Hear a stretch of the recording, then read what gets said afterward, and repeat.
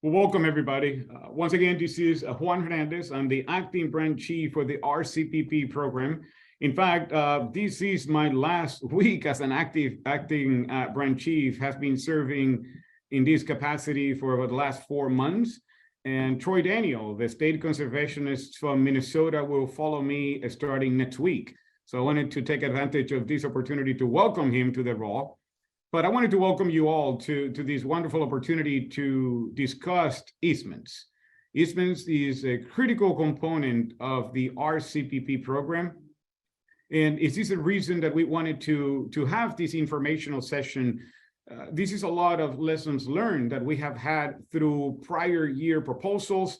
And this is something that we want to convey to you so that you have the opportunity to, if you're interested in to put a proposal during this NFO 23, that you get the opportunity to have a proposal that it captures basically the things that we have seen and deficiencies that we have seen from other proposals to help you have a better proposal going forward for the RCPP if you're looking to bring forward an easement. The EPD, the Easement Program Division, has been graciously willing to provide this training. They are going to be the lead. We are recording this session so that if there are some folks that are unable to join or you want to share this recording to other folks, you will be welcome to do so. I saw some chats, and yeah, we would like you to record your questions on the chat. We will be monitoring the questions at the end of the presentation. Oh, let me see. Oh, Stephanie will be, sorry. So Stephanie Coglia will be our first speaker. And the floor is yours, Stephanie. Thank you. All right. Thanks, Juan. I'm Stephanie Goya. I'm part of the Easement Programs Division within RCS at headquarters. Of the 3 branches, I'm in the Implementation and Stewardship branch. And I'll be covering the first section that's going to go over some NFO and RCPP overview or review a little bit if you're already familiar. So we can go on to the next slide. If you're not already familiar with what NFO means, it does stand for the Notice of Funding Opportunity, which is how those opportunities come forward for RCPP. And the most recent one, the one for fiscal year 2023, was posted on May 19th. So we are currently in the submission stage.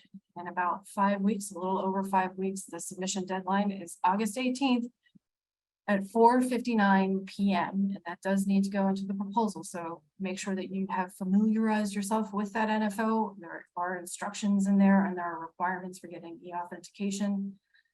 Then as a heads up, the expectation, the projected timeline for those selections is going to be mid-December if all goes well, which right now we hope it will. Currently in this NFO, there are actually $500 million available in total RCPP funds. They're both from the Farm Bill, the 2018 Farm Bill, and the Inflation Reduction Act as well. There will be a set aside of $50 million for those RCPP alternative funding arrangements, specifically with tribal entities. There are 2 changes. Now there is a maximum, the maximum for any individual project has been increased to $25 million. And there is a change to 25% for the technical assistance cap for TA funds. Next slide. So an overview of the program in general. What is RCPP? It is a program that's about carrying out the eligible activities to further the conservation, protection, restoration, and sustainable use of soil, water, wildlife, agricultural land, and related natural resources on eligible land on a regional or watershed, another type of region, scale.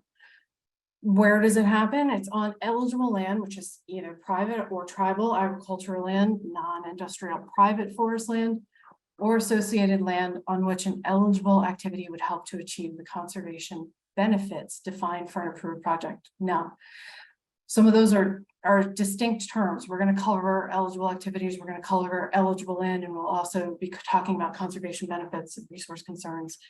So fear not if you're wondering what the heck that means. Next slide.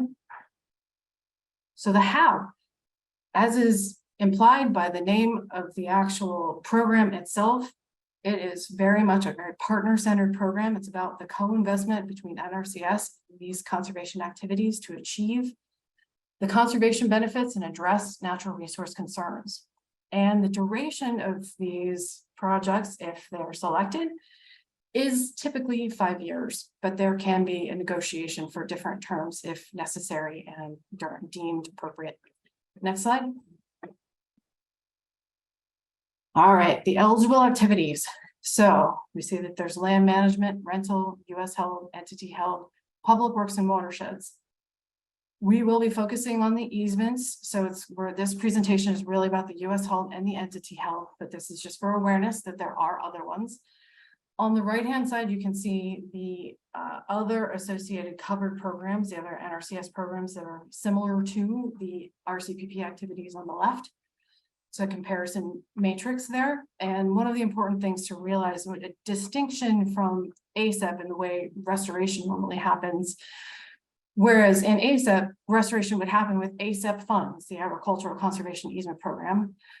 In the world of RCPP, that restoration comes through land management. So that's an important distinction. So if you have an easement that would need restoration, it would also implicitly require land management. Next slide.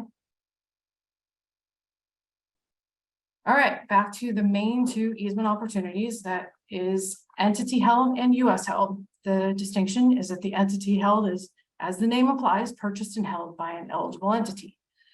On the US held side, it is purchased and held by the United States by and through NRCS.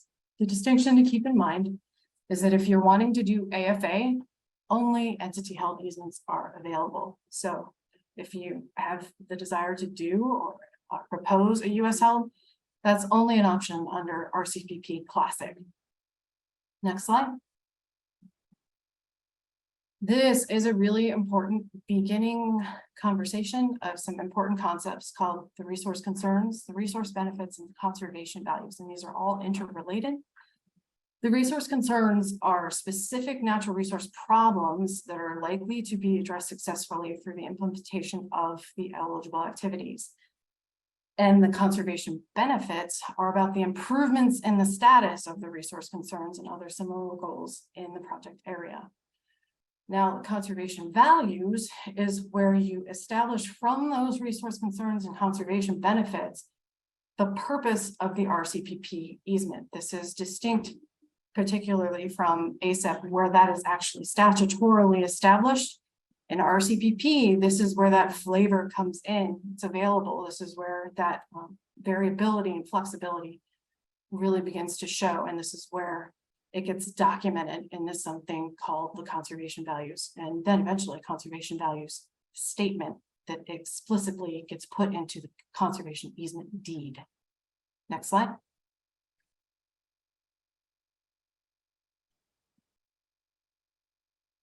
All right.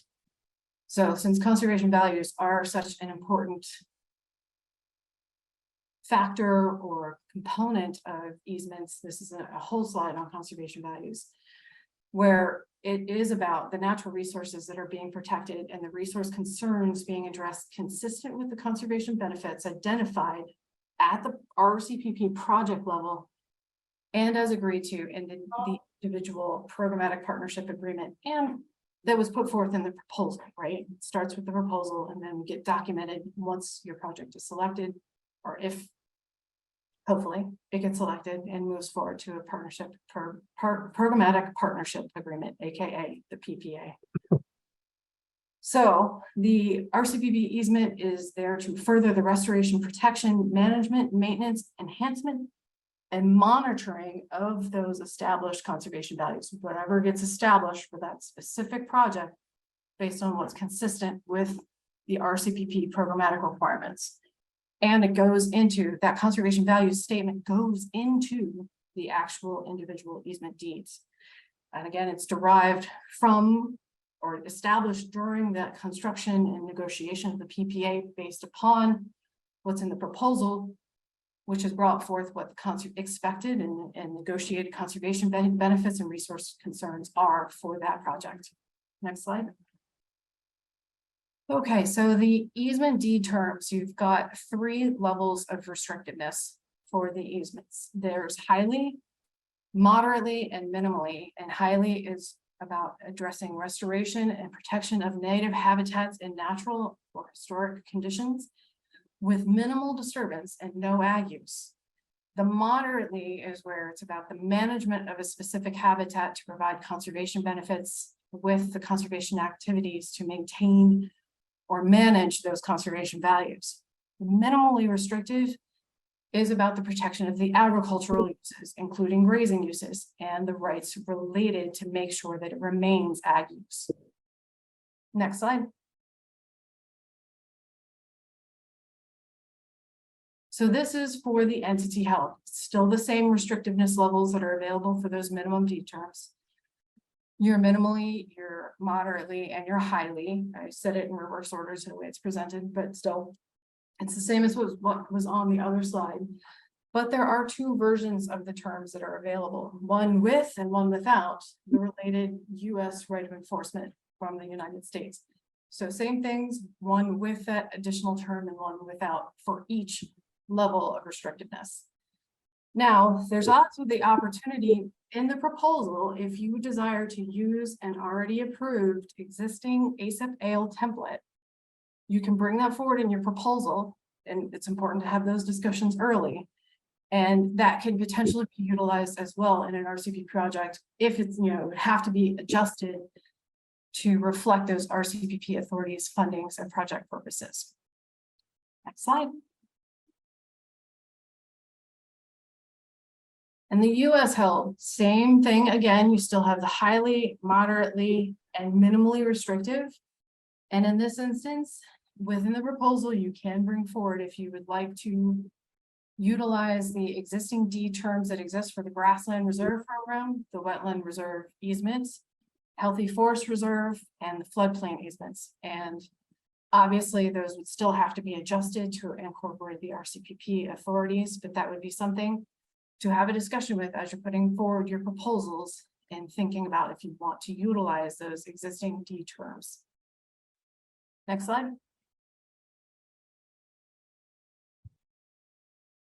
Okay, so we've got a couple slides that are going through with a matrix of the roles and responsibilities with both entity held and US held. So the first line, where it's talking about the funds for the easement purchase, they're provided for the entity held, it's provided to the entity themselves, to the eligible entity for the purchase, and then those funds go from the entity to the eligible landowner, but the entity, the eligible entity, receives those funds.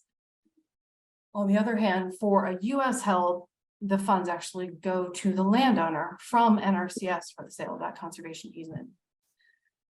In the second line, or third, the middle one, the easement purchase agreement for entity held, that's actually between the landowner and the eligible entity. And that's really referring to a written pending offer that the eligible entity has extended to the landowner. So NRCS is not a party to that.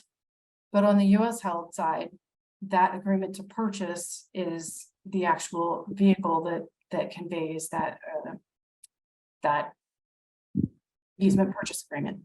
So that's between the landowner and NRCS, not an entity, not the lead partner. It's directly between the landowner and NRCS. As far as obtaining and paying for easement acquisition related items, this is an important point to remember and keep in mind. Those things such as appraisals and surveys, closing services, reporting, title, etc.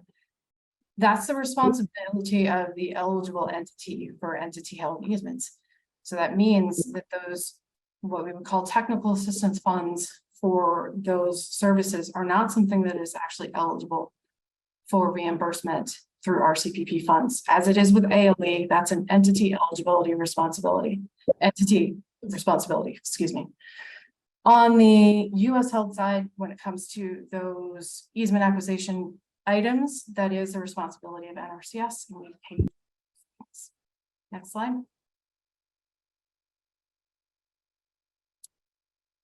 Okay, so easement holder responsibilities. When it comes to an entity held easement, as the name implies, the eligible entity ends up being the easement holder, On the US held side, it's the United States by and through NRCS. And for the entity held, there are two other roles and responsibilities that are an option. You can have coal holders and you can have third-party right holders as identified by the easement holder, aka the eligible entity. And they can also invoke, the US by using that right of enforcement. They would essentially also be a third-party right holder. When you do desire to have those coal holders or third-party right holders, you want to identify those as early as possible. I would say if you know it at the proposal stage, awesome, but for sure, make sure that you've got that figured out by the time you get to doing a programmatic partnership agreement, so that you know for the next step exactly who needs to get put into the program agreement, otherwise known as a supplemental agreement type 4. Next slide. All right, the funds for the required easement restoration. There aren't any for the entity held. On the US held side, the restoration costs need to be included in the project budget, and it is exclusively for the highly and moderately restricted easements only.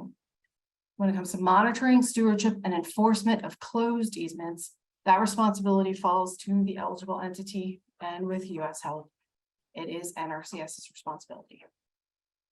Next slide. Lead partner input into the RCPP easements. So these are things that you should be thinking about now if you're expecting to put into the portal a proposal. What explicitly is the project geographic area? Where are you hoping to have the impact, right? Whether it's watershed based or specific counties or the entire state, think about that and make sure that it's clearly delineated in the proposal. Also, those resource concerns and the conservation benefits, those are really, really critical components to understand. Don't just read the words at face value, understand that they have a specific meaning. So when you go into the portal and you see a list and you think you know what something might actually mean, understand that you really need to have those conversations with your NRCS state office, state conservationists and their staff, and understand what it is that you're selecting to make sure that it really works. And then those, again, to reiterate, those resource concerns and conservation benefits are directly related to what would be developed for the conservation values. They have to be related to the conservation values. Obviously, the easement conservation value statement needs to support the point the project was selected for. And land uses gets into, whether or not something can actually be applicable for a certain activity type or other, restoration activities. In the proposal, also make sure that you're really thinking about what makes something a compelling application. Why would you want to prioritize it and document that? What makes something rank higher than something else? Think about including that, put that into those proposals and make sure it's very clear. That's, again, needs to be something that you really have those deep discussions with your state office representatives. Application bundling will go over in another slide as well. That's another opportunity to specifically bump up applications that meet a specific criteria. It actually allows, I think, about 25% of one of the ranking categories. So it's really another way of prioritizing specific applications that come in that meet a specific criteria that your project particularly wants to address. Next slide. So the proposal development, when you're developing a proposal, you really need to reach out to the NRCS state conservationists, and they will work with you and their staff to make sure that you're determining if the project that you're proposing aligns with the RCPP goals and policies. It's flexible. The program is a flexible program, but it's still, you can't do anything under the sun. There are still RCPP goals and policies that have to be aligned with. And I just want to put the caveat that these don't necessarily have to go in sequential order. It's really more considerations and things to make sure that you're discussing as you do the proposal development. You want to make sure that you're framing those conservation benefits in terms of those NRCS resource concerns. They're not generic verbiage. Understand that they have a meaning. What you actually see in the portal are a list of resource concern categories, and they actually have strict meanings. They apply to specific things when it comes to the way NRCS does our planning.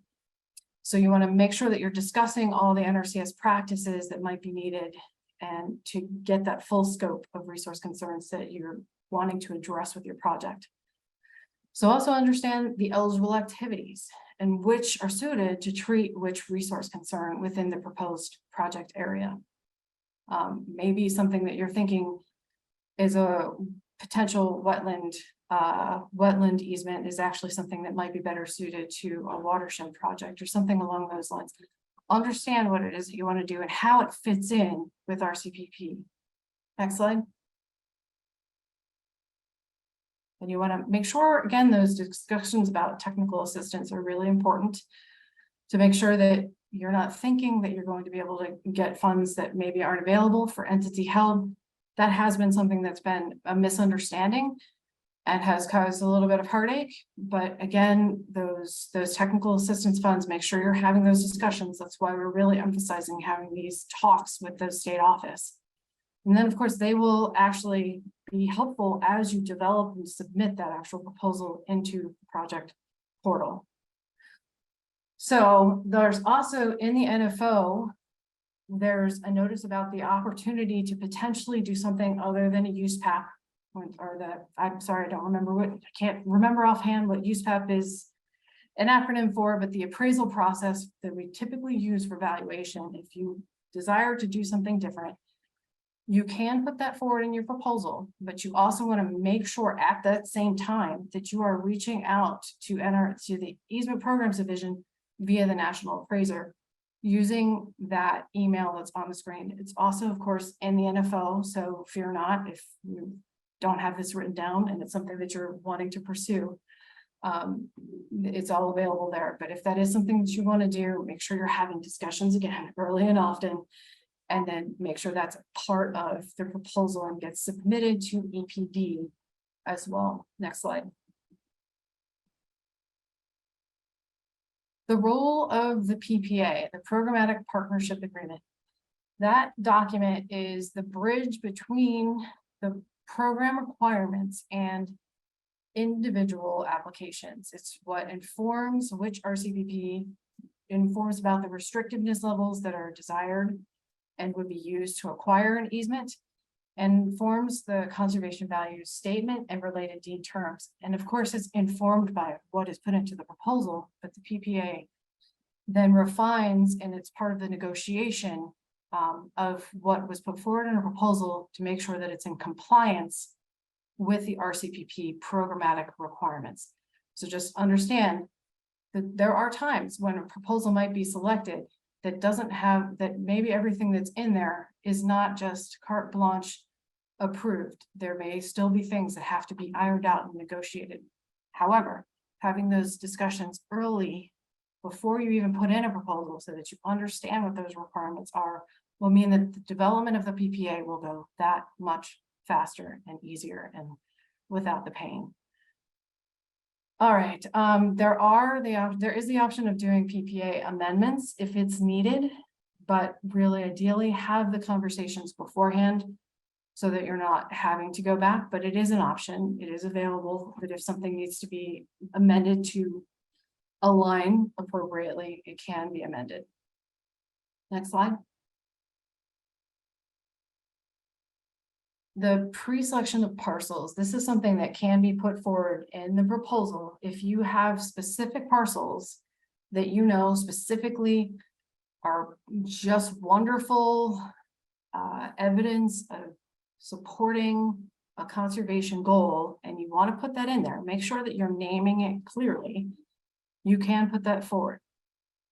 And you can also do bundles to also emphasize a specific parcel. If you don't specifically have names, actual names, but you know that they have to have, that you really want ones that address a specific resource concern, achieve a specific benefit, you can create that as something, create a criteria for which to bundle the applications, and that will bump up those applications in the ranking.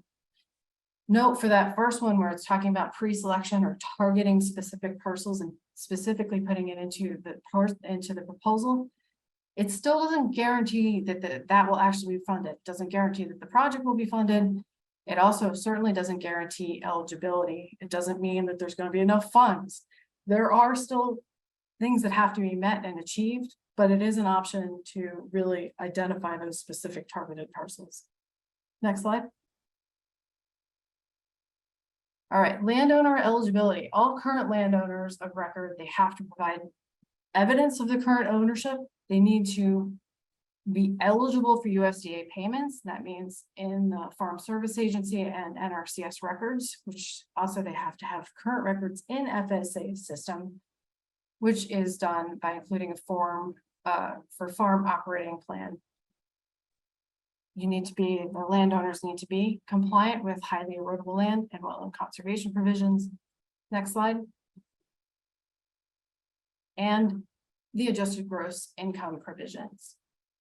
Of course, also the landowners have to be willing and able to supply all the information needed to determine that eligibility to NRCS.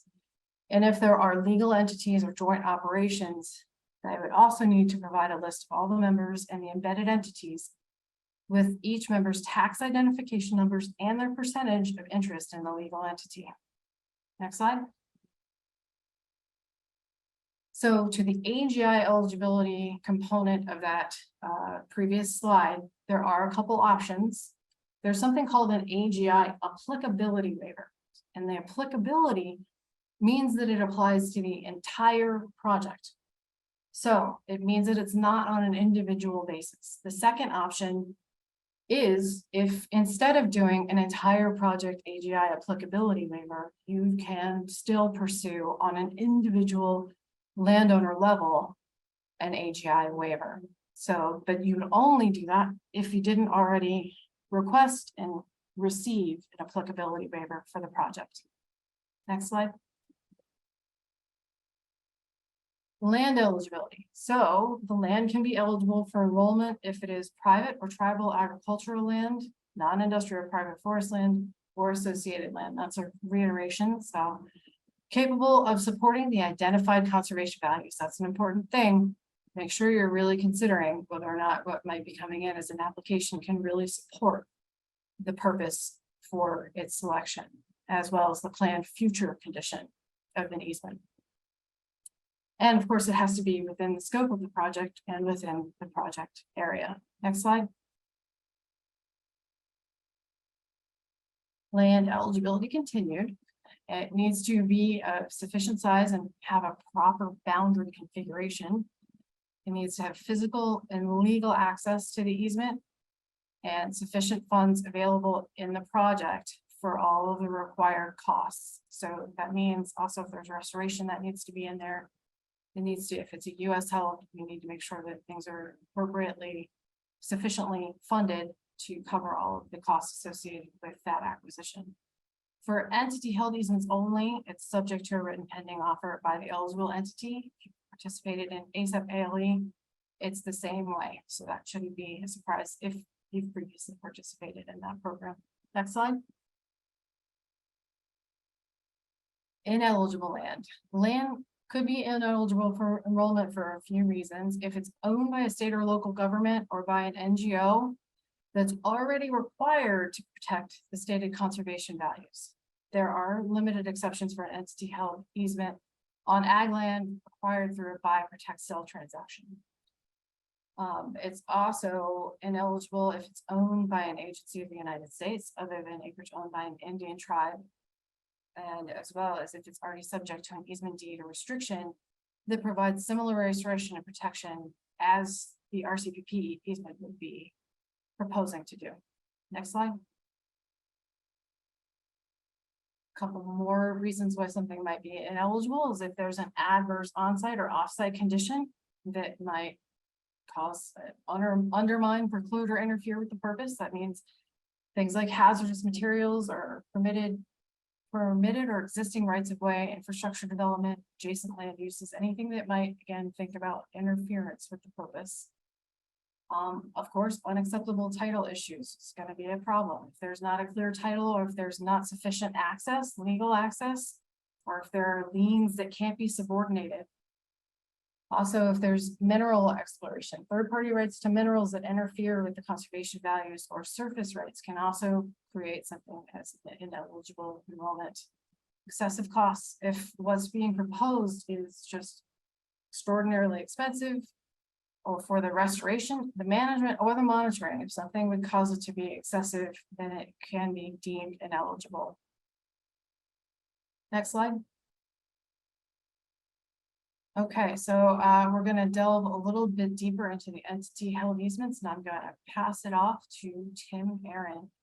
Hey, thanks, Stephanie. Hey, this is Tim Aaron. I'm a National Realty Specialist with the Easement Programs Division.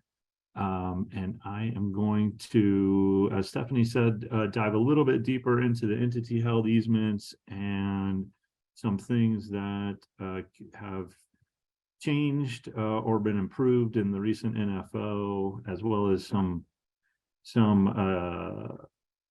things that we have noticed over the past year or so where there seems to be some confusion and problems, and hopefully help work through those going forward. So next slide, please. So entity eligibility. Eligibility for, this is for entity held easements, mirrors the entity eligibility for ASAP ALE. It could be a state or local government or an NGO organized for one of the purposes under that section of the Internal Revenue Code.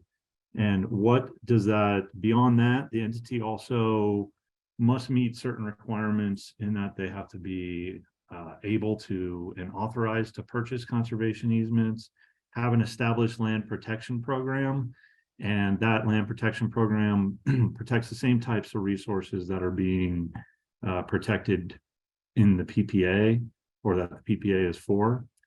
Demonstrated commitment to a long-term protection of land, and the staff and capacity to both acquire and then eventually steward, manage, monitor, and enforce the easements. Next slide, please. So many of you are probably familiar with ALE, and so because this program is fairly similar, at least in how it works procedurally, I thought I'd mention a few of the differences. One of the differences that Stephanie mentioned, and I'll get into a little bit in the coming slides, are the conservation values and resource concerns. Under ALE, those conservation values and the resource concerns are static, and they're the same for all of our ALE easements. And RCPP is much more flexible on what resource concerns are being protected, what the purpose of the easement is, and what the conservation values are. The land eligibility is also a difference and is tied to those conservation values and resource concerns. So land eligibility under RCPP, as opposed to ALE, land eligibility in RCPP is very wide open, and is really limited beyond the things that Stephanie mentioned, is really limited by whether or not the land and the deed you're using can support and protect the conservation values that it's attempting to protect. Another difference is the minimum deed terms. One, in that the minimum deed terms themselves are different than the ALE minimum deed terms, but also because there are multiple versions of minimum deed terms under RCPP, whereas in ALE, there's only a single set of minimum deed terms to use. Finally, or not finally, but next, the federal share for easements that do not include a U.S. right of enforcement. Under ALE, there is no option for an easement to not include a right of enforcement. Under RCPP, there is only that the federal share for those easements is reduced to 25% rather than 50%. Another difference that we will get into, so I'm not going to get into it too much right on this slide, but is the valuation, timing, and estimates. Again, I'll get into that in some future slides. And then ranking of pre-selected parcels would also be a difference between how things are handled under ALE versus RCPP. And next slide, please. So the conservation values, they've been mentioned a couple times by Stephanie and by myself, and they're worth going into in a little bit more detail. So this little diagram or chart here illustrates how those conservation values or purpose would be another way to describe that are developed. So they start in the proposal and ultimately in the PPA, where the project level conservation benefits and resource concerns are laid out in that proposal and then put into the PPA. So from the PPA, we now have resource concerns that we're trying to protect with all of the activities under this project. And so going forward into an entity held easement, those resource concerns now need to be now the purpose of the entity held easement activity needs to reflect those resource concerns. And that is what we call a conservation values statement. So in your application for a program agreement, you'll develop a purpose of the easement that is addressing the resource concerns from the PPA.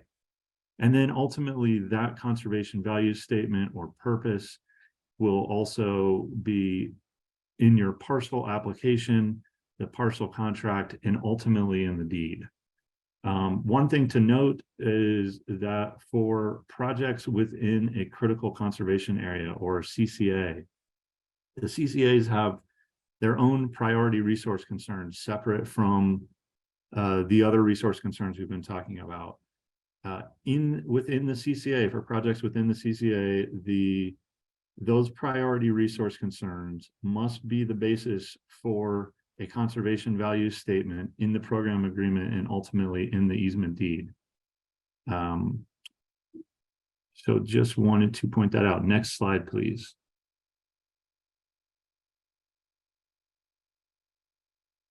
Okay, Stephanie talked about the minimum deed terms. I'll go into it a little bit more. And again, we have 3 versions of minimum deed terms, each of which is available with a United States right of enforcement and without a U.S. right of enforcement. And Stephanie kind of described those. We have the minimally restrictive for agricultural use, working lands, easements, moderately restrictive for conservation with compatible agricultural use, and then the highly restrictive. One thing I'll also mention is that you may have seen in the NFO mention of the use of an approved template deed. Previously, we had not made that available to use template deeds the way they are in under ALE. But going forward, if a partner would like to use a previously approved ALE template deed that has been adjusted for RCPP, meaning the authorities have been adjusted, you can submit that with your proposal, and we can potentially approve that template deed for use under RCPP. That's only going to be for the agricultural easements using the minimally restrictive deed terms. Next slide, please.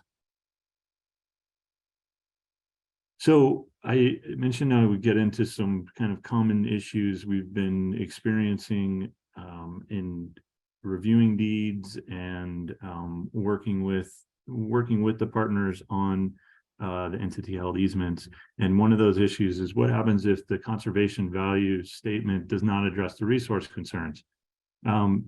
So That's a fairly seemingly fairly straightforward issue, but it has caused a lot of confusion. But the conservation values statement in the RCPP deed must address the resource concerns stated in the PPA. Doesn't have to address all of the resource concerns stated in the PPA, but it must address a subset, at least, of the resource concerns set forth in the PPA. And on top of that, if there are additional resource concerns that the partners or the landowners want to address in the deed, that is okay, even if they're not resource concerns that the PPA mentioned. You can have additional purposes if those, under two conditions really. One is that the RCPP funded conservation purpose has, okay, yeah, I mentioned the template option earlier. We'll go into it again here. So the FY23 NFO mentioned the potential use of a template. These are the situation under which it can be used, which is that the eligible entity would submit their draft template with the proposal. That template must be a currently approved template under ASAP ALE, which will then be updated to include the required RCPP language. Okay, so valuation mentioned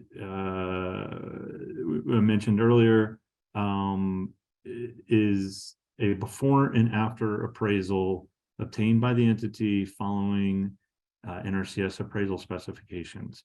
The federal share, which is will be based on the easement value derived from that appraisal, and the maximum federal share with the United States right of enforcement is 50% of the easement value, and without the U.S. right of enforcement, the maximum federal share is 25% of the easement value. This is something from the recent NFO, where the easement will directly facilitate purchase of lands by historically underserved landowners. The federal share may be increased up to 75%. The 2023 NFO also mentions the use of alternative valuation methods in lieu of a use PAP appraisal for RCPP easements. This would be something that you would propose, propose as part of your proposal, explaining what that alternative valuation methodology is and why it is feasible to be used for the type of land being enrolled. If that's something you want to do, then you should discuss that during the proposal negotiations with your state RCPP coordinator and with the Easement Programs Division National Appraiser. A couple of examples of, so timing of appraisals. I mentioned this earlier that before the appraisal can be finalized, the deed needs to have been approved by NRCS. And in addition to that timing consideration, there is also a timing consideration with respect to the obligation of funds for the easements. So the appraisals should be obtained prior to obligation, meaning that you would have your deed reviewed and the appraisal reviewed and approved prior to obligation. This eliminates the need, going in that order eliminates the need for a review of a valuation estimate.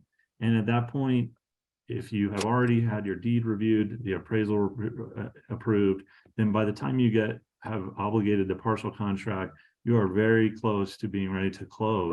Sorry, I lost myself there for a second. So like I said, yeah, if you do it in that order, you're almost ready to close once the partial contract is signed. Again, the easement deed needs to be approved prior to that appraisal being completed, and the effective date of the appraisal must be no more than 6 months prior to the individual parcel contract execution date. Next slide, please. So if you do not do the deed review and appraisal prior to obligation, there is an option to obtain get approval of a valuation estimate that will be used as the basis for the obligation of funds. In order to do that prior to entering into the parcel contract, the partner would provide one of the following: either a defensible and documented estimate of the easement value, including the methodology used to develop that estimate, or an appraisal approved to NRCS specifications. Note that estimate is only used for the obligation of RCPP funds, and once the appraisal is obtained, that amount would be adjusted accordingly based on the approved appraisal. Next slide, please. So the estimates, the whole concept of valuation estimates has caused some confusion, and so I'll try to help those of you who are utilizing that method. There is no specific form required for this. I will say that in experience, a non-conforming appraisal by itself is likely insufficient. So we have received submissions in the past of an appraisal with just an appraisal of the property. And that was submitted to form the basis of an estimate. And while that might, with a little explanation, that may have been sufficient, but just by itself with no explanation of why that appraisal is either based on the same types of restrictions that this easement will have, or that it represents a diminution of value similar to what okay, changing gears just a little bit on the RCPP use of funds, and a little confusion about the federal, non-federal share and partner contributions at the project level. So any portion of the non-federal share for the entity held easements, that is the easement match, expended during the life of the PPA can count as a contribution, a partner contribution to the RCPP project. In addition, the eligible entity's cost for acquisition related items may count towards RCPP project contribution, but not towards the easement match, meaning the non-federal share of the easement purchase. And then just a note that RCPP TA funds may not be used for entity held easement acquisition related costs such as the appraisal, survey, title, etc. And next slide, please. All right, and this is kind of switching back to illustrate what I was talking about with respect to the different courses you could go on whether or not the easement, you're using an estimated easement value versus an approved appraisal. So you'll see these top two steps here, which is the PPA. At the PPA level, you're going to, you have your resource concerns, you'll propose alternate valuation and the use of a deed template.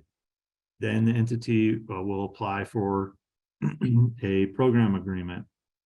Once you have an approved program agreement where you have conservation values reflecting those resource concerns in the PPA, move forward to a parcel application where NRCS will do its due diligence and the entity will do their due diligence on this parcel. The parcel will be ranked, and if selected for funding, now we get into this split chart where you see there's two different routes that you can go. One is that you have the draft deed approved by the easement programs division, and then you have your appraisal approved. You'll then enter into the parcel contract, and then are with a few other steps in between there, but are effectively ready to close at that point.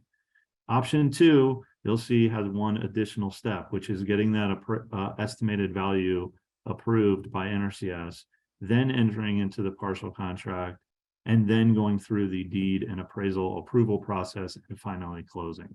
So while there is certainly circumstances where option 2 is going to be the better one, option 1 is certainly going to be an expedited route towards closing if that is something that is feasible for you and the landowner as you're working through these easements. And I believe that's my last slide, but I'll say next slide, please. Yeah, and so thank you very much. And Jessica Groves is going to get into some details on the US held easements. All right, thanks, Tim. Greetings all. Let's see. All right, so this is Jessica Groves. I'm with the Easement Programs Division, also at National Headquarters with NRCS. And I'm going to switch gears here to dive into details similar to what Tim went over, but on the US held easement side.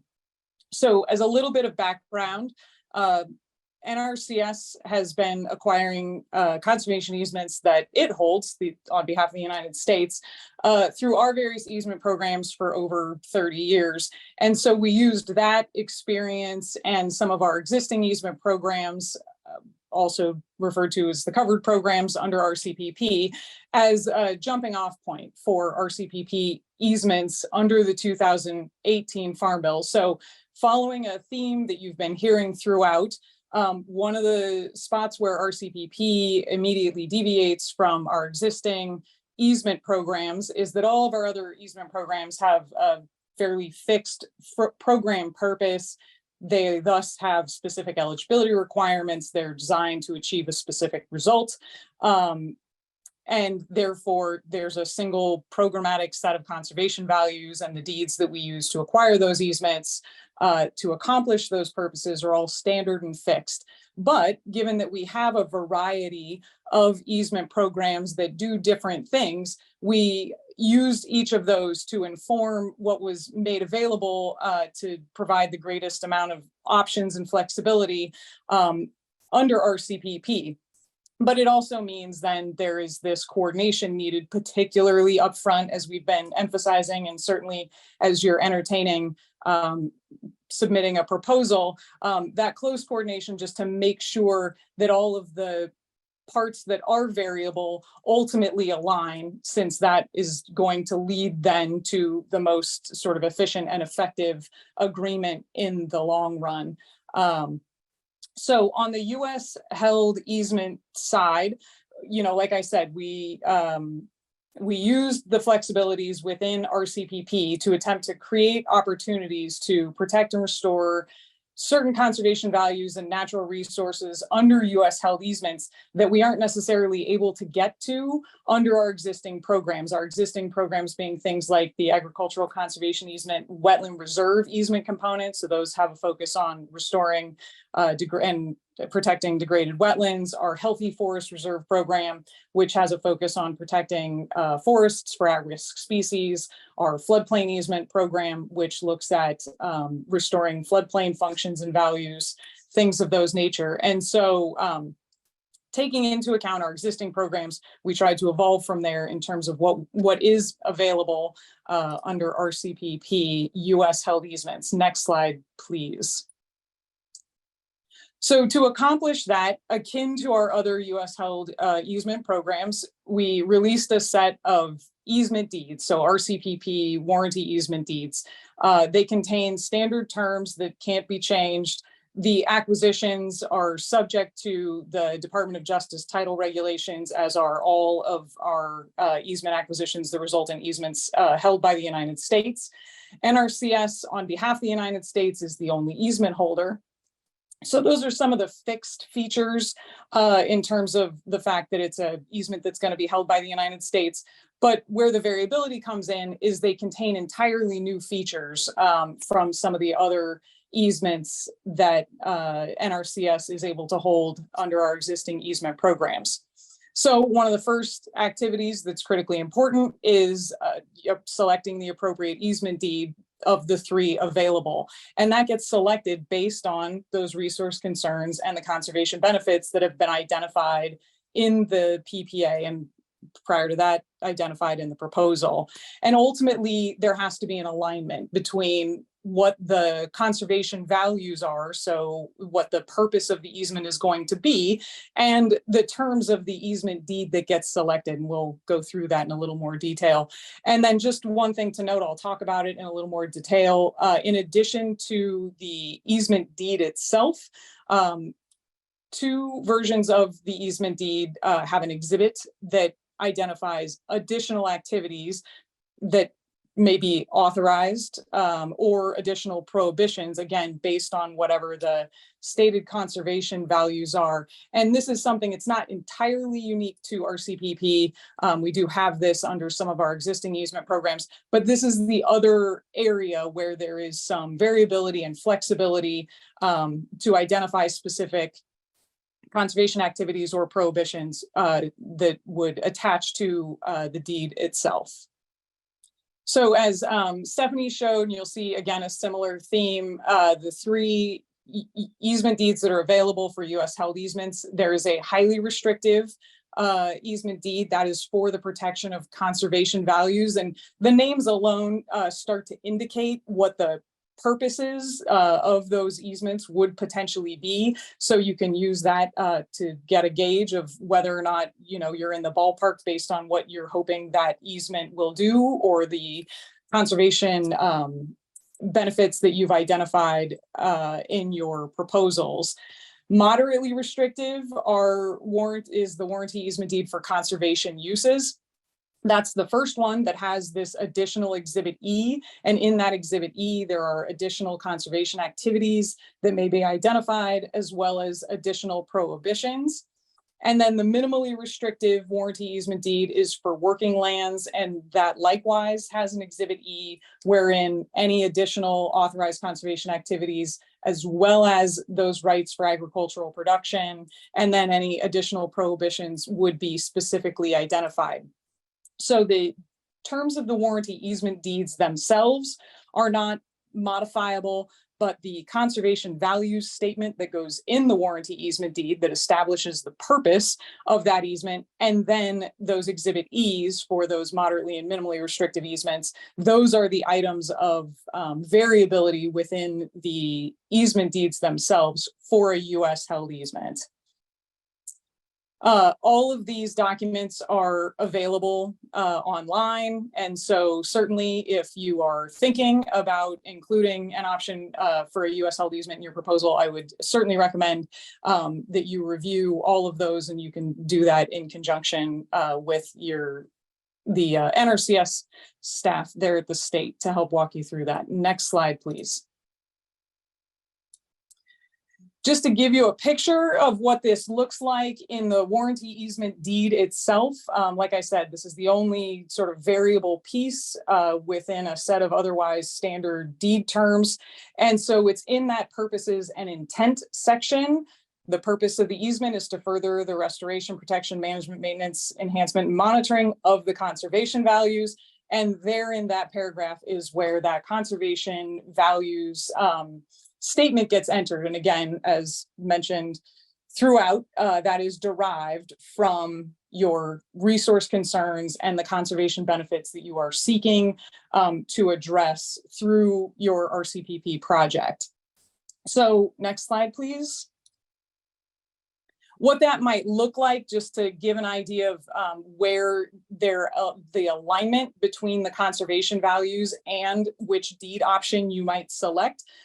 There are a few different example conservation value statements. And for anybody that's familiar with some of our other easement programs, these will start to look familiar to you. But for example, under a highly restrictive easement, again, that's for the protection of those conservation values. So it's a very limited easement in terms of the rights that would be retained by the landowner, looking at the primary function of those easements to be protecting and restoring whatever those habitats might be. So in the two examples here, the upper example is in the case of protecting wetlands, may include associated habitats, riparian areas, floodplains, maybe associated uplands, things like that. But the purposes there are the habitat for the wetland dependent wildlife, aquatic and plant species, water quality improvement, and those kinds of things. So these highly restrictive easements would have very little use in terms of any sort of consumptive use, and their primary purpose is to restore and protect whatever the target habitats are that have been identified. So this is just an example of a couple of conservation value statement that might get inserted into the deed. Under a moderately restrictive easement, one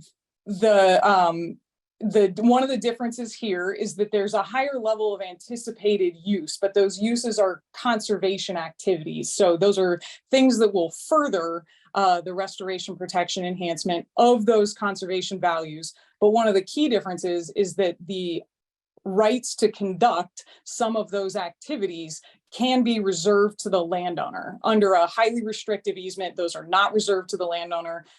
Basically, all of the restoration and all the restoration rights are acquired by the United States. So the landowner, if they want to do anything on those easements, has to, number one, request authorization to do that. And number two, NRCS has to determine that those activities are compatible with the conservation values and they're a time limited authorization. So on a moderately restrictive easement, there's an anticipation that there's going to be more active management to achieve those desired conservation benefits.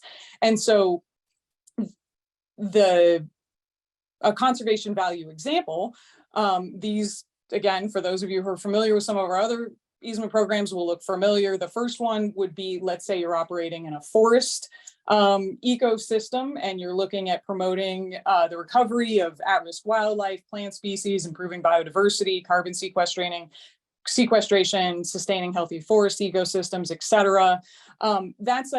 That's a system wherein we would anticipate that there is likely going to be potentially a certain amount of management activity that needs to go on there to maintain the health of that ecosystem. And if we know that upfront, then it's appropriate to describe what those activities would be.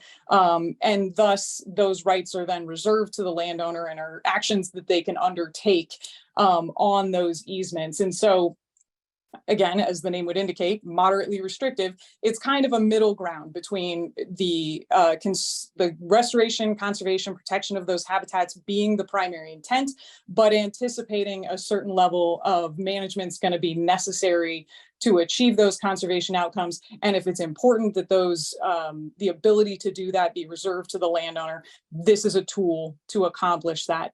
The second example there would be in a grassland situation. So this is an example where the primary goal is to maintain those native grassland habitats or associated habitats. You might have wetlands in a grassland environment, like vernal pools, where you would anticipate potentially some amount of grazing in order to maximize the sort of health and vigor of that system. But the driver isn't necessarily the grazing itself or the level of productivity of on the livestock side. Instead, you're using grazing as a tool to achieve the wildlife or the habitat outcomes and the vegetative communities that you're looking for. So these are just some examples. And then the next slide, please, would be minimally restrictive. So here we're getting into the easements for working lands. Just as a heads up for everybody, this is one of the areas where RCPP allows NRCS to venture into new territory. We don't, under any of our existing easement programs, have the ability for the United States to hold easements on agricultural lands, strictly agricultural lands. We used to have the ability to hold easements on grasslands, but that's a door now that's been, I'll say, opened or reopened with RCPP, and a minimally restrictive easement is potentially the mechanism to get there. So here's a couple examples of conservation value statements that might be included in a minimally restrictive warranty easement deed. talking about protecting the agricultural use and future viability as the conservation value and the primary driver, or if it's a grazing system, then it would be protecting the grazing uses and related conservation values. So one of the important differences between the moderately and the minimally restrictive is the minimally restrictive easement is the only one where that agricultural use is in fact reserved to the landowner. So that's one of the things that goes into that Exhibit E is the discussion about what agricultural production related rights are reserved to the landowner. And so this is the only easement that that NRCS has in its portfolio that can potentially accomplish this. So I will just mention that all of those sample conservation value statements, those aren't required to be used. They're just examples to help people kind of crosswalk if you're looking at a set of resource concerns and conservation values and benefits, and where that would potentially line up with the warranty easement deed that would be appropriate to be selected. Because they're easements held by the United States, ultimately NRCS is going to make the final determination that we've in fact got the right easement deed to accomplish what's been stated. But those examples help the discussion, ideally right from the get-go. Another thing that will potentially help the discussion, you're not necessarily intended to read this slide, but the other piece of material that's available is a deed comparison guide. And all your state NRCS staff have this. And so if this is something that you'd like to get a hold of, this is a tool that they have available to themselves. To share with you, but what this does is it breaks down each of those easement deeds to really delineate what the various sections are. So the purposes and intent section is where that conservation value statement goes in. So that's the only piece of the deed itself that gets edited. But then there's a section on the reservations to the landowner. And so just visually what you can see here as you move across this chart, on the left is the highly restrictive, in the middle, moderate, in the end, minimally. And so you can see there that the highly restrictive, as you would anticipate, reserves the least number of rights to the landowner and has the United States acquiring the difference. The offset there is that those are generally the easements that cost the most because the United States is indeed acquiring the majority of the rights on those easements. And then follow that through the moderately and the minimally restrictive. Just as a visual example, you can see that each of those respectively have more rights that wind up being reserved to the landowner, so that those additional activities are that the landowner is capable of implementing those without needing to seek specific authorization. This is just a continuation of that document. In the upper portion here, you're seeing again the rights reserved to the landowner. So for example, on the right-hand side where we're looking at a minimally restrictive easement, anticipating that those are going to be on working lands. So all of the things that would need to go along with that, roads, utilities, rights to agricultural production, and the activities that you would anticipate going on a working land easement, rather than an easement that's being protected for, for wetland restoration and no consumptive uses there. The next section of the deed, so on the lower half of the screen there, are the prohibitions. And again, as you would expect, there's an inverse relationship there. So the highly restrictive easements have the most prohibitions and also the least mechanisms by which activities can be authorized. Again, because we're anticipating that once those sites are restored to whatever the desired sort of end state is, that they will be mostly left alone, with the exception of perhaps recreational use. Whereas in the moderately and the minimally restrictive, there are different prohibitions, but there are also other mechanisms to potentially authorize activities that are indeed ultimately determined to be compatible with the easement. These are all concepts and structures that exist within our other easement programs. And so we have, as an agency, all the mechanisms in place in terms of, how we review these authorizations and administer the easements themselves. But where the RCPP partnership piece of this comes in is, number one, being able to potentially reach easement types that we don't currently have under, and habitat types and geographic areas and things like that that we don't currently get to under our existing easement programs, but also then being able to prioritize and identify those areas and those conservation values that are particularly important to achieve the goals of your project.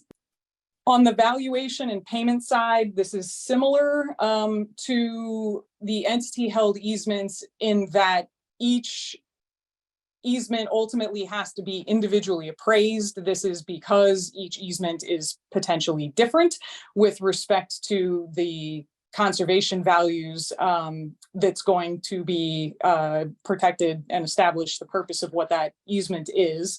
And so those appraisals have to happen prior to making an offer to the landowner. So NRCS takes care of all of that. We procure the appraisal, we do the reviews, and then ultimately put together the agreement to purchase that we, NRCS, enter into directly with, excuse me, the landowner. One change in the 2023 notice of funding opportunity, excuse me, is the NRCS may pay up to 100% of the easement value for any US held easement. So in prior RCPP offerings, there was a scale that the amount NRCS, the amount of the percentage of the easement value that NRCS would pay would be based on the restrictiveness type. And so that's been changed moving into the 23 NFO. I will mention that PPAs that were awarded prior to fiscal 23 maintain the same structure. So those payment rates vary. NRCS will pay up to 100% of the easement value for highly restrictive easements, 75% for moderately restrictive easements, 50% for minimally restrictive easements. And that gets acknowledged by the landowner on the agreement that we enter into. But this is a significant change for NFOs submitted in, or for proposals submitted beginning in under this NFO. Stephanie at the top of the presentation identified the potential for required restoration practices.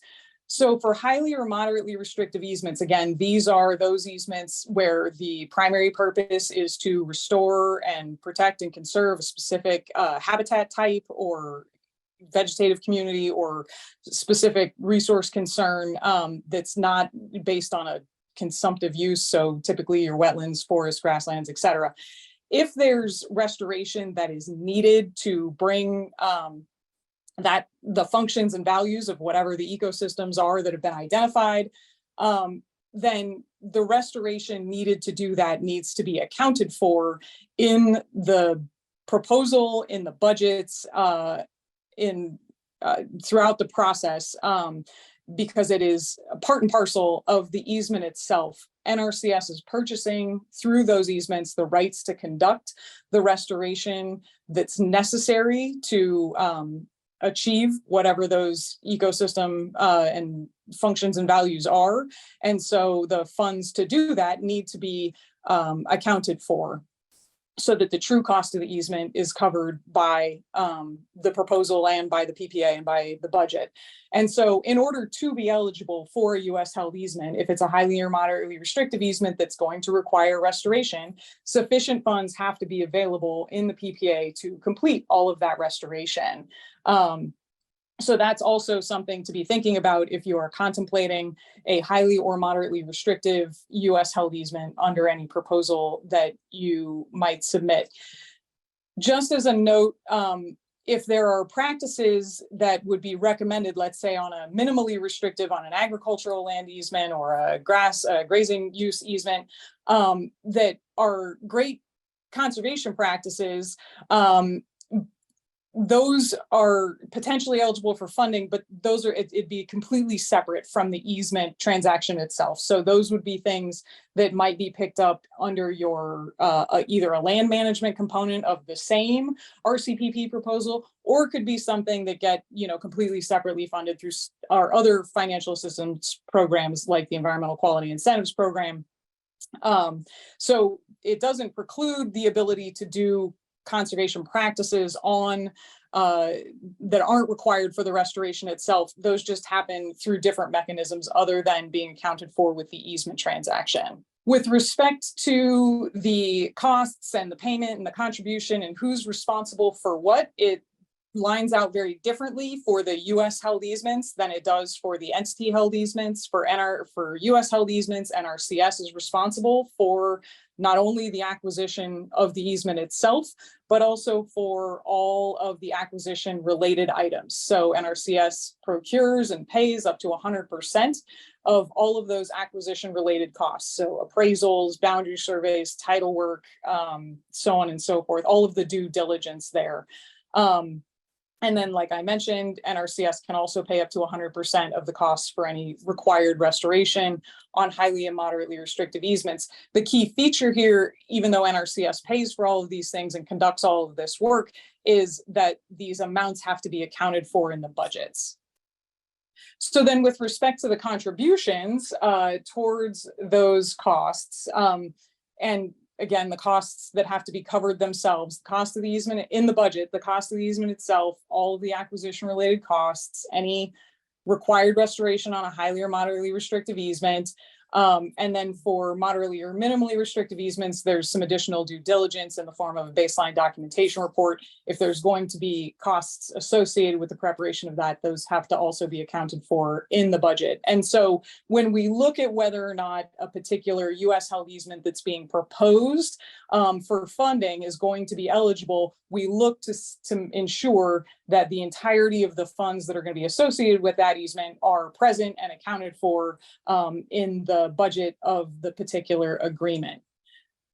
So the opportunities to bring funds to the table for the US held easements themselves are different than they are under the entity held easements, and arguably a little more limited, again, because this is ultimately a transaction that's going to result in an easement that's being held by the United States. That said, there are ways to bring your contributions towards the US held easements. So there are some examples here: providing funds or in-kind services for design or implementation of restoration activities on those highly or moderately restrictive easements.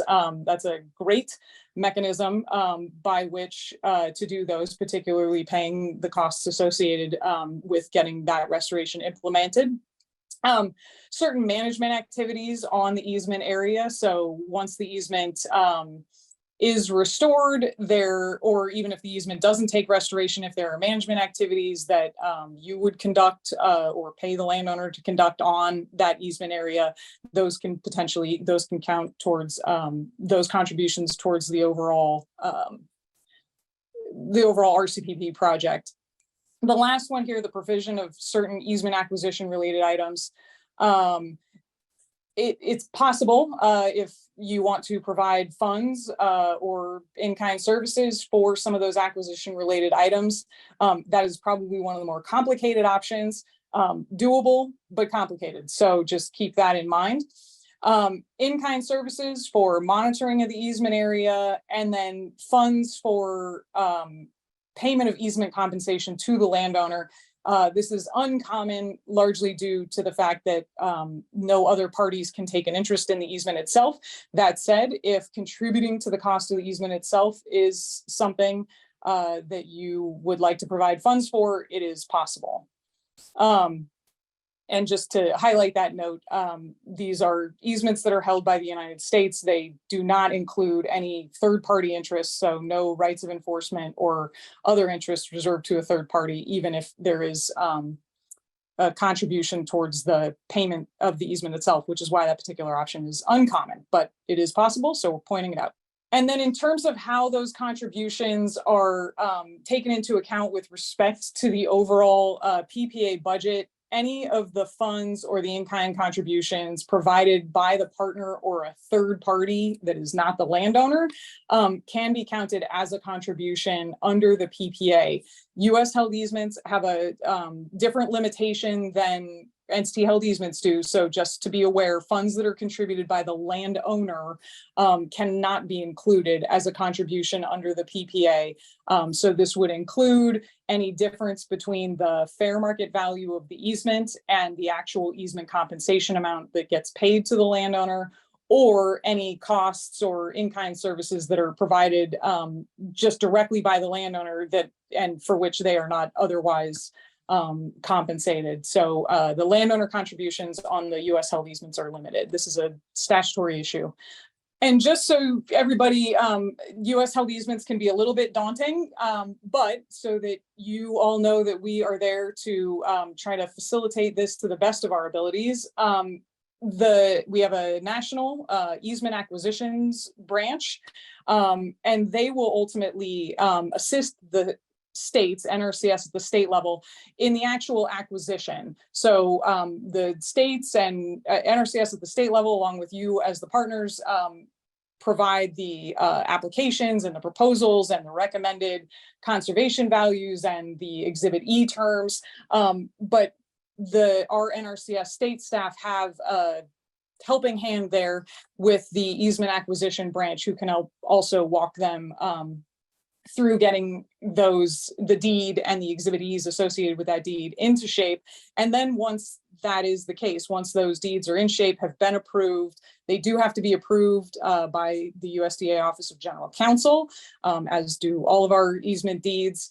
And then once those deeds are ultimately approved, then EAB, the easement acquisition branch, manages the acquisition itself and plays a coordinator role there for the acquisition component. Meanwhile, while the acquisition is occurring, our NRCS folks and the partners at the state level working on the individual project can continue with the actual technical pieces of things, like any conservation planning or restoration design work or any of those things that are needed while the easement acquisition piece goes on in the background.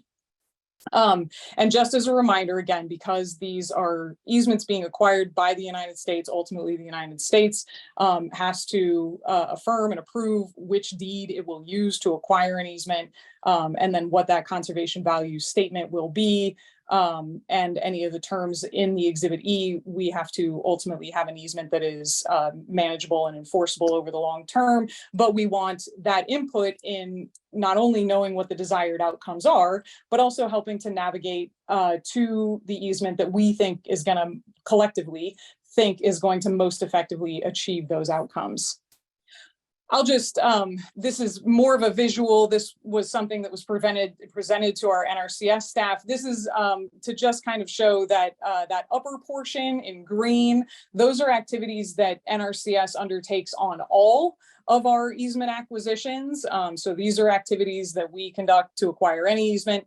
And then in gray below the line are the additional activities that ultimately come into play when it's an RCPP US held easements. So you can see that prior to acquisition, that's where we are doing things like coordinating to work on identifying objectives, resource concerns, the conservation value statement, selecting the appropriate easement deed, and then getting those appraisals conducted. And then in that acquisition phase, again, that's what's administered by the easement acquisition branch within NRCS in consultation with all of the players to the individual easement transaction itself.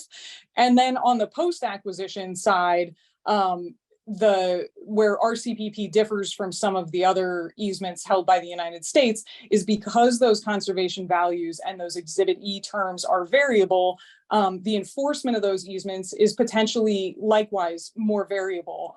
And so that's something that not only NRCS will have to take into account, but to the extent that one of the activities being brought to the table is some amount of monitoring, it's good to keep obviously the desired outcome in mind when formulating not only the easement, but also those long-term monitoring and enforcement plans and requirements on the back end.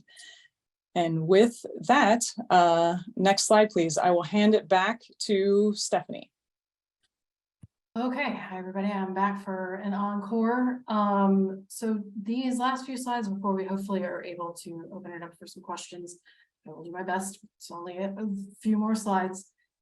We'll try and broaden it back out after digging deep into the details of the easements to look back at the proposal and give maybe some tips and suggestions from things that we've seen and just other considerations that you would want to have and talk with your state NRCS staff with.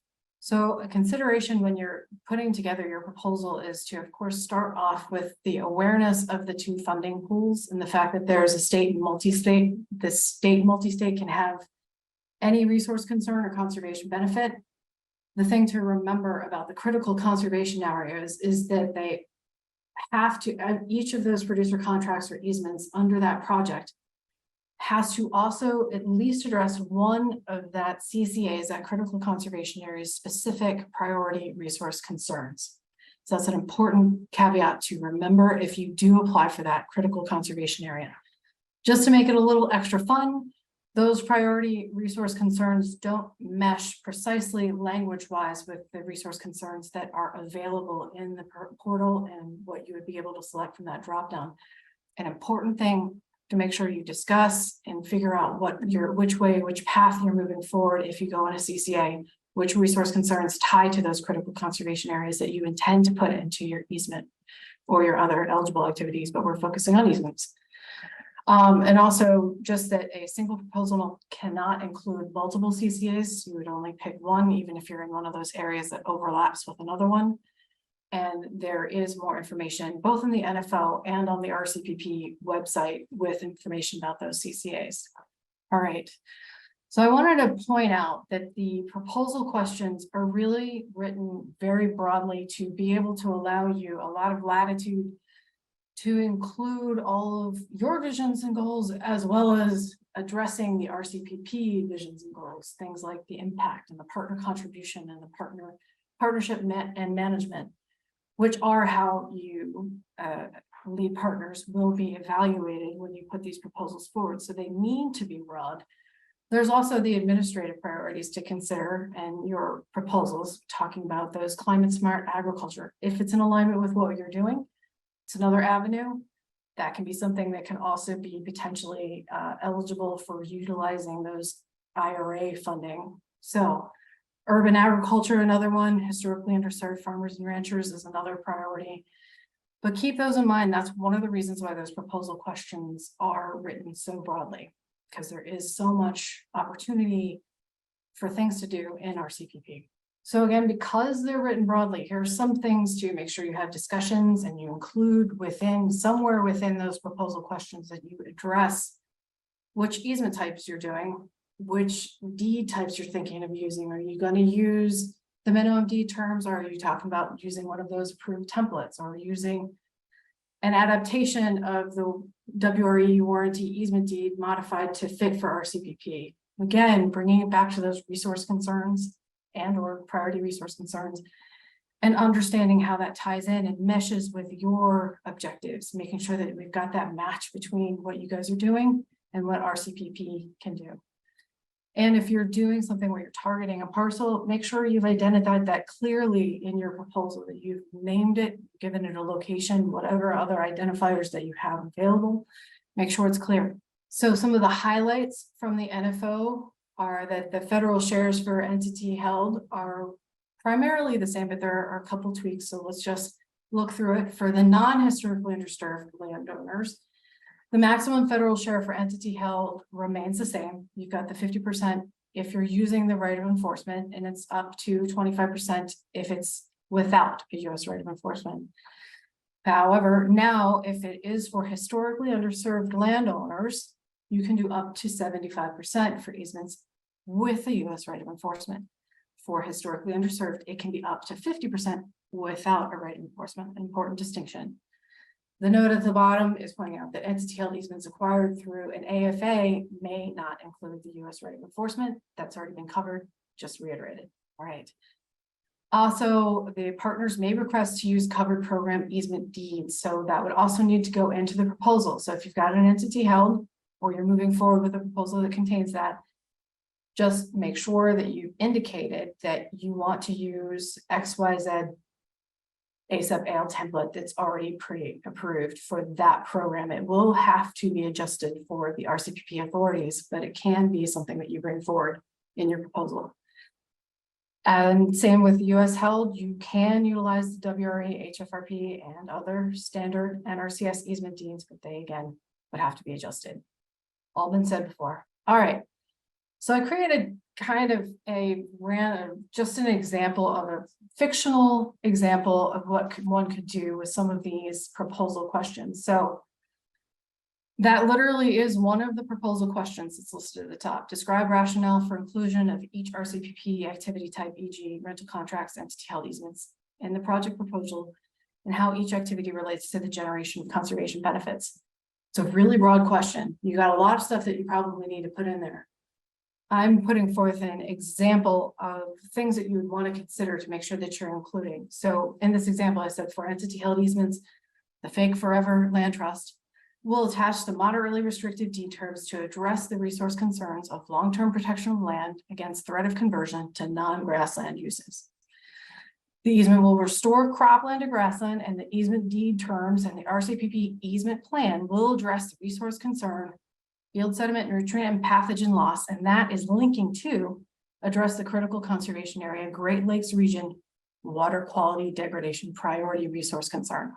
So see how I'm trying to tie those things together, what we're addressing, which terms are we using, what land uses are we talking about, what are we really achieving, and if you're doing a critical conservation area, how does that tie in? What are you using to address it?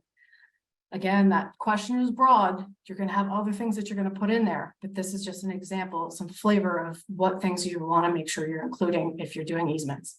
Okay, one more example. This is another question. Does the partner plan to target project funding to particular locations or producers based on a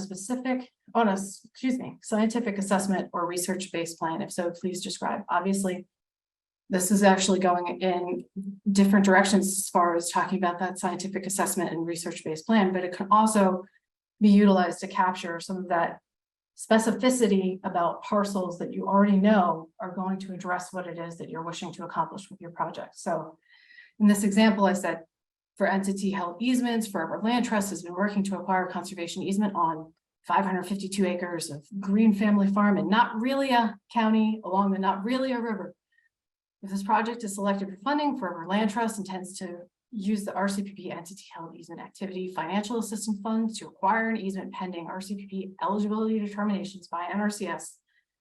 As the farm is directly adjacent to the Not Really a River, putting it in a permanent grassland and having an RCPP easement plan with a grassland management component will address the objective to prevent conversion to non-grassland and reduce sediment and improve the degraded water quality for this project and more broadly in the Great Lakes CCA. So hopefully that's just giving a flavor and an example of a fictional, as is emphasized by the not really example of how to incorporate some of these easement specifics and these very broad proposal questions, because this will help you moving forward into drafting a PPA. Have these thoughts, have these discussions. All right, final tips to help ensure an efficient process. Again, as we've said many times over, meet with your NRCS state conservationist and their state RCPP coordinator, as well as easement program staff early and often. If easement staff can be brought in by your NRCS state conservationist if needed, but if you're doing something specific, like working on an alternative valuation methodology, reach out to EPD at the start. Clearly identify your conservation values and explain how the selected easement option will successfully address the resource concerns.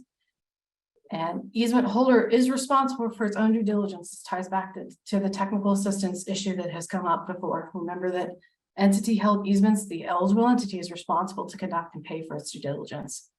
And for US held, NRCS is responsible to conduct and pay for its own due diligence. So that is conducted by EAB, the Easement Acquisitions Branch.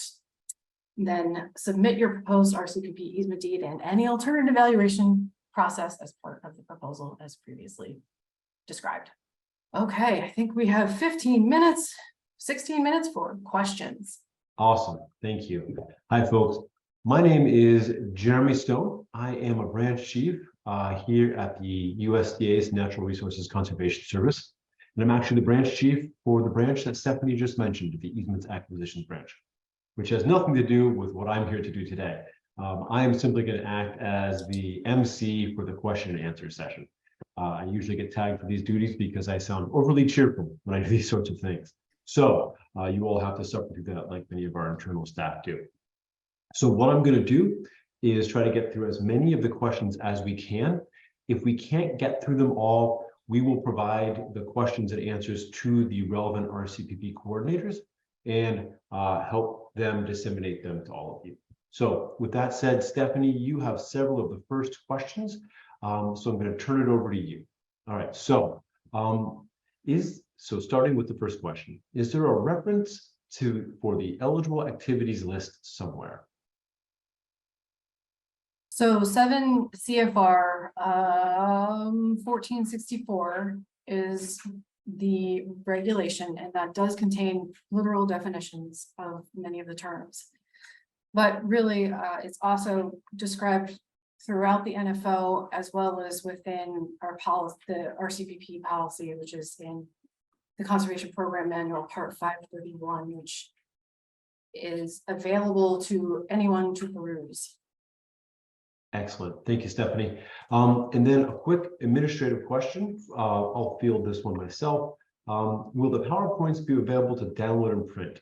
And Seth Fiedler, one of our RCPP leads within NRCS, has kindly informed me that a PDF version of the presentation will be shared on NRCS's RCPP webpage. So I don't know how soon that will be done, but please do go check there. All right, Stephanie, and then back to you. Where are the written definitions set by NRCS of the specific meanings of the resource concerns? Is that in the NFO? The resource concerns really ends up being a technical.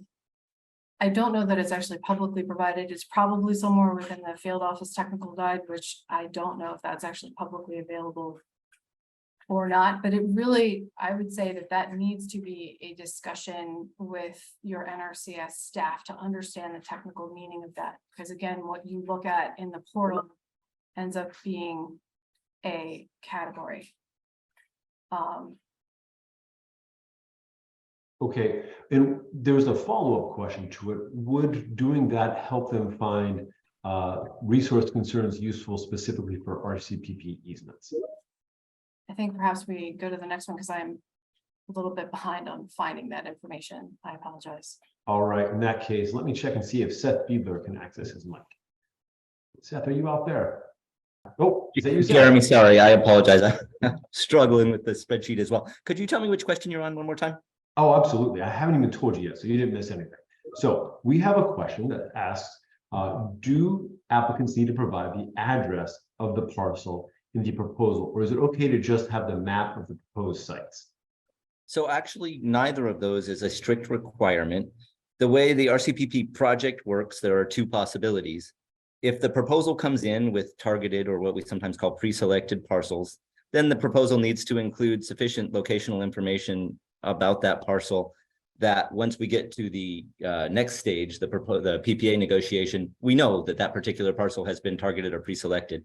Alternatively, if the proposal does not include that level of locational information, which I would say either an address or potentially a map could meet, then we would have a competitive sign up at that point in the project and figure out how to move forward with, competitively selected parcels. So either path is viable and your coordinator should be able to help with that.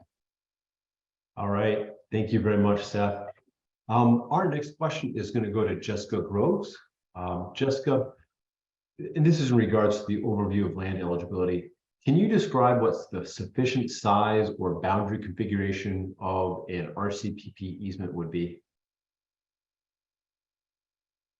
Sure. There's a couple elements here that we are, cognizant of. One, in terms of the boundary configuration itself, it's a look to, is the easement configured in such a way that whatever is being proposed is going to be achievable? So things that might affect that would be things like in holdings or out parcels, or rights of way, or split non-contiguous pieces of land. Again, this all really depends on what it is the easement is intended to do. So let's say you have an entity held easement and the goal of that easement is to protect an intact wetland. And so the boundary configuration and size even there is going to be number one, based on, you know, how big does that need to be to in fact be a functional unit, not have impacts on adjacent lands, things like that. And then also, you know, does it not have any in holdings or out parcels or things like that that would affect the ability to restore and manage that easement, or to enforce that easement. Another thing that comes up is you know, just bizarre easement boundaries that become difficult to enforce. Straight lines, you know, generally better, easier to enforce. So those are the kinds of things that play into when we contemplate, you know, what acceptable configurations and size are. But again, because RCPP easements can do so many things, it really depends on what it is that specific easement is intended to do. All of this said, there is guidance. We have policy that provides some of these examples of things that we would be mindful of. Thank you very much, Jessica. We'll be back to you in just a second with more questions. Seth, in the meantime, another question for you. The question is it possible to submit an application for easements if properties are not identified at the time of application, but will rather be identified during the project period, similar to your earlier question? Thanks. And this is an element of the question I tried to respond to before, but it is a confusing one to many folks, and I'll try to answer just the piece asked. It is absolutely possible for a project to have only competitive signups after the PPA is executed. When that happens, though, the lead partner doesn't just get to volunteer those parcels and say, here, this is the parcel I want to fund next, but rather we do have to go through a ranking and competitive process. It may be that the structure of the project only allows contributions or easement applications from specific entities. And if those entities are called out in the proposal, that is like another way to limit the necessity for competition without foregoing the future competition. So again, there's lots of ways in an RCPP project to structure the application selection and contracting within the parameters of the program, right? And each local situation, we hope, can be addressed appropriately within those flexibilities. We just encourage you to talk to your coordinators and see what you can do. Thank you very much, Steph. And Tim, Tim Aaron, our next question is for you, and it's a real quick, short one. In the context of RCPP easements, do mineral rights include oil and gas rights? Yes, they would. All right, super. Well, don't go anywhere because you have a longer question now. All right, so does the direct RCPP recipient need to be the entity to hold the easement, or can funds be passed to another eligible entity to hold the easement?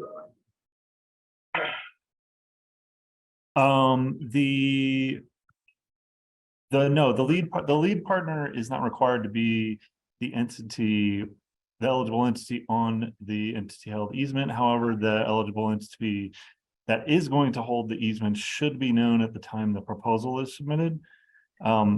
Ultimately, the eligible entity that will hold the easement will be party to a supplemental agreement to the PPA and the parcel contract for the easement transaction, and will be the direct recipient of that RCPP funding.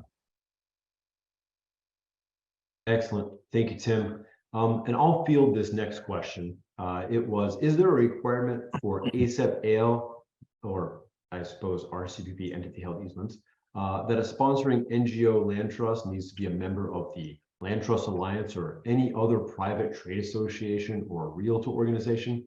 The answer is emphatically no. There is no requirement for the eligible entity to be a member of the Land Trust Alliance or any other association or realtor organization. They do need to be a land trust that meets the requirements of 170H of the Internal Revenue Code, or an agency of a state or local government or tribal nation.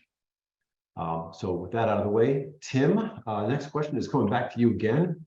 Is reporting monitoring to NRCS required for deeds that do not include a federal ROE or right of enforcement?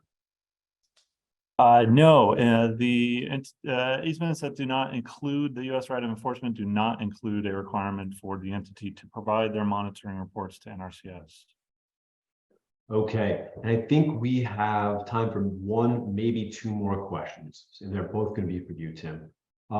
When exactly was the structure you described around conservation values, conservation statements, and those other defined terms that you presented established? It wasn't always as clear as, it doesn't seem to have always been as clear, or perhaps folks just didn't understand it.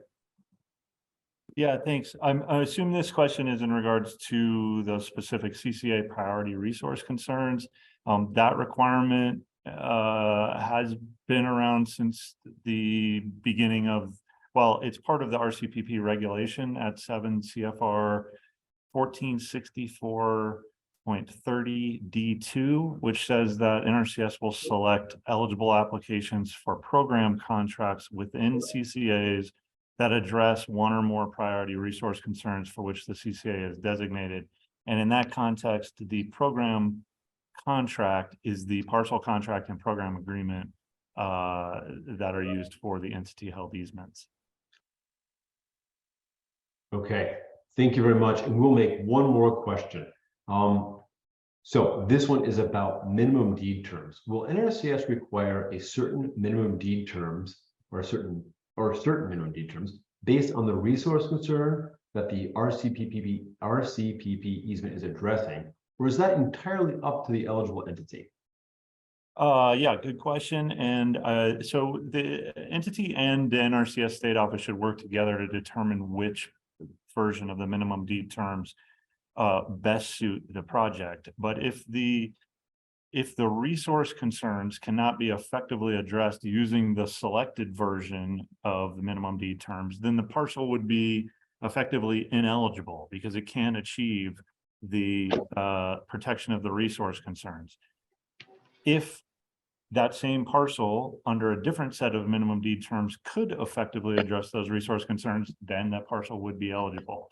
So that kind of illustrates some of the how eligibility relates to the minimum deed terms and resource concerns. All right, Tim, thank you very much. We are at the end of our scheduled time, and unfortunately, Juan Hernandez, the branch chief for projects and the Financial Assistance Division, which oversees RCPP and opened us up, is not available right now, and a lot of other staff have graciously bowed out of the Zoom meeting to make more room for all of you. But we fortunately do have Danielle Baldeff on the line with us, and she's the branch chief for implementation and stewardship for all of our easement programs. So Danielle, can you close us out? Yes, thank you, Jeremy. Thank you all for participating today, and hopefully we are able to answer some of your questions that you were maybe going to ask, and we got those tackled. For those questions that we were unable to answer today, we will work on putting together a question and answer document to go with the PDF that we will post to the NRCS RCPP webpage, along with sharing the recording so that others who were unable to join today can listen to the recording, have a copy of the presentation, and get answers to questions we are unable to provide today due to the time. So with that, I would thank you all for joining us today, and we are looking forward to receiving your proposals here on August 17th.